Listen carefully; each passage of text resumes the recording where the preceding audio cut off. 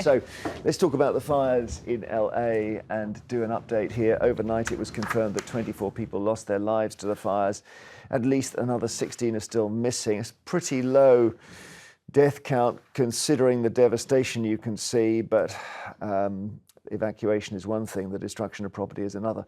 More than 14,000 firefighters are working to combat 4 separate blazes and have managed to contain only one, with support from more than 80 aircraft. 3 of the fires continue to spread. More than 100,000 people have been told to evacuate. At least 16,000 buildings have been destroyed so far. But as well as the fire, residents and authorities are having to deal with people looting. So here we have the Metro, and it says lawless on this front page, this headline you can see, with the picture of a warning sign outside one home here saying looters will be shot. The LA County Sheriff Robert Luna had this to say as he announced 20 people had already been arrested. I was out there in the Malibu area. I saw a gentleman that looked like a firefighter, and I asked him if he was okay because he was sitting down. I didn't realize we had him in handcuffs. We were turning him over to LAPD because he was dressed like a fireman, and he was not. He just got caught burglarizing a home. So those are issues that our frontline deputies and police officers are dealing with.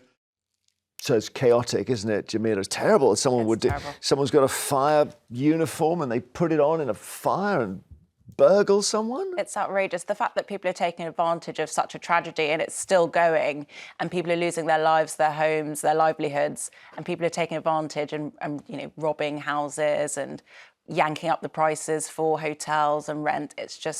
It's really, really tasteless. I saw one of those, I think his name is Alex Jones, one of these right-wing blogger types saying, and he's gone mad about this looting thing, and he says they need to be shot in public. So you could just feel the anger. There's a Trump's got involved. Of course, Trump is the president in a very, very short time, a matter of days. Fires are still raging. The incompetent polls have, as politicians, got no idea how to put them out. Thousands of magnificent houses are gone. There's death all over the place. This is one of the worst catastrophes in the history of our country. They just can't put out the fires. What is wrong with them? What do you think of that, Stella? As if he was in charge, he was going to make any difference, as if he has responded well to previous catastrophes. What would have happened if it was Trump during COVID? During COVID, it was. Well, during... During the fire, yeah, sorry. Like, during COVID, we saw what he did, and he was absolutely dreadful. Well, in the end, you've got to leave it to the firefighters, the professionals. I'm quite surprised he's attacking them, because they're doing their best. But there's obviously a Democrat governor, we'll see him in a second, Democrat governor of California, who is being blamed for the fact that some of the reservoirs were closed and they couldn't get the water. Yeah, I think Gavin Newsom does have a lot of questions to answer. I mean, we know that LA is subject to lots of wildfires. So what has he put in place since the last wildfire to actually make any kind of resolution? Let me play some Gavin Newsom to you now. Is this, or will it be, the worst natural disaster in the history of the United States? I think it will be in terms of just the costs associated with it, in terms of the scale and scope. What do you think, Star? I think that the area in LA, like there are so many rich people who live there. And there are so many rich people who have come out over the last few days begging for help.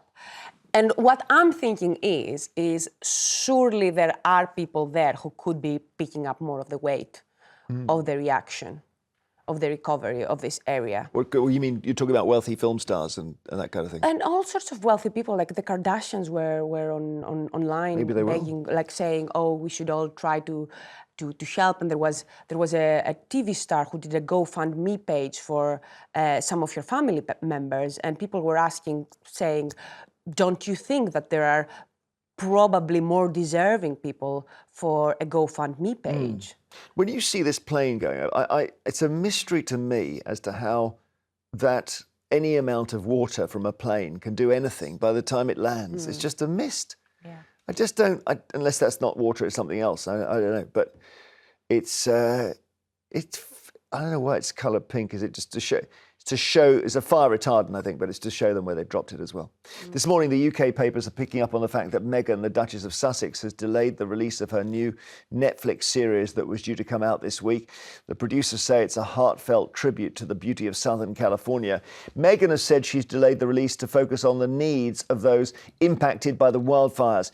She was spotted alongside Prince Harry visiting residents at a food bank in Los Angeles over the weekend. The pair was seen hugging locals and speaking with emergency workers. The couple live roughly 90 miles away from the fire, though. They've reportedly taken in friends who've lost their homes. But online, they've been criticised by the actress Justine Bateman, who says Meghan and Harry are disaster tourists and their appearance at the food bank was just a photo op. There we are. Look, that's been put up in lights there by one of our news websites. I don't know. What do you think, Jamila? I think it's so unfair. I mean, they can't do wrong for doing right. I mean, Meghan is from California, right? So it's a place that she was born, she grew up. It probably means a lot to her. And the fact that she's going out to try and support people or, show them some kind of comfort is now being demonised, which I just think is so unfair. I think people just leave them alone sometimes. I kind of agree, because I think also that had they put the Netflix series out and she'd been cooking and flipping... She wouldn't be flipping burgers, flipping macarons or whatever it is. You just get people saying, this is so tone deaf. Yeah. So, yeah. Yeah, like she has a lot of friends in that area. That's like, that's her place. Like, why? The thing is with royals, when we say that all the time, and celebrities and all of that, we can say that it's very cynical when they go and they appear in, a disaster scene or whatever. But the truth is that the media will pay more attention to an event if there are celebrities present there. Even with that, even with the controversy that they have sparked, it still means that some headlines which would not have previously been there now are there. Even the tabloids are reporting on it. There's a tiny, tiny, tiny scrap of good news that's come out over the weekend in LA. The story of fire victim Casey Colvin, whose home burnt down in the Palisades fire. When he returned to the area, he was greeted by his dog, Oreo, who'd survived for 5 nights amidst the rubble of their home. Let's just look at the moment that they were reunited. It's Tika Tika! It's Tika Tika! It's Tika Tika! Hi, Boo! How's the fire? Oh, honey! Oh, honey! Oh, my God! You're alive! You're alive! Oh, honey! Oh,